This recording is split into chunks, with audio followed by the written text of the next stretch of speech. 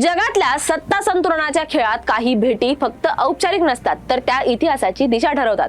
आणि अशीच एक भेट झाली 4 ते 5 डिसेंबर 2025 रोजी, जेव्हा रशियाचे राष्ट्राध्यक्ष व्लादिमीर पुतीन भारताची राजधानी दिल्लीमध्ये उतरले. भारत रशिया अॅन्युअल समिट क्रमांक 25 आणि पुतीन मोदी यांच्यात तासनतास चाललेली चर्चा.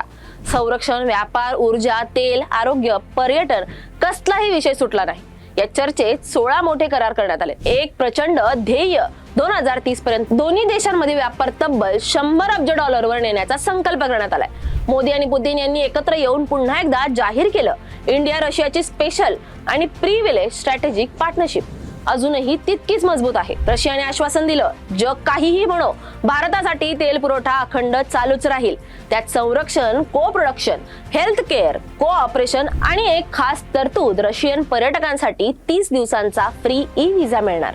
पुतीन यांना भारताने दिलेला सन्मानही काही साधा नव्हता. मोदींचं खासगी डिनर, राष्ट्रपती भवनातील राज्यभोजन आणि 25 वर्षांच्या रणनीतिक नात्याचा भव्य उत्सव साजरा करण्यात आला. या भेटीने मात्र पाश्चात्य जगाचे डोळे मात्र आश्चर्याने मोठे झाले. अमेरिका आणि युरोपला हे दृश्य एकदम धक्का देणारं होतं.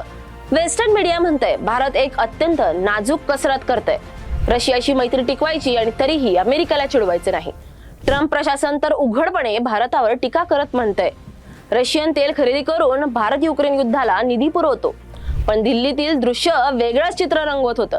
पंतप्रधान मोदींनी केलेलं उबदार स्वागत, पुतीनचा आत्मविश्वास आणि दोन्ही नेत्यांची तुफान केमिस्ट्री हे जगाला एकच संदेश देत होतं, भारत कोणाच्या ताब्यात नाही, भारत स्वतःचा मार्ग स्वतःच ठरवतो. विशेष म्हणजे युक्रेन युद्धावर चर्चा झाली, पण मोदींनी रशियावर कोणताही दबाव टाकला नाही, कुठलाही निषेध नाही. फक्त भारताची ओळख स्पष्ट, स्ट्रॅटेजिक ऑटोनॉमी म्हणजेच स्वायत्त परराष्ट्र धोरण जंगलात अलगदच समजलं. पश्चिमेकडील निर्बंध रशियाला पूर्णपणे एकाकी करू शकलेले नाहीत.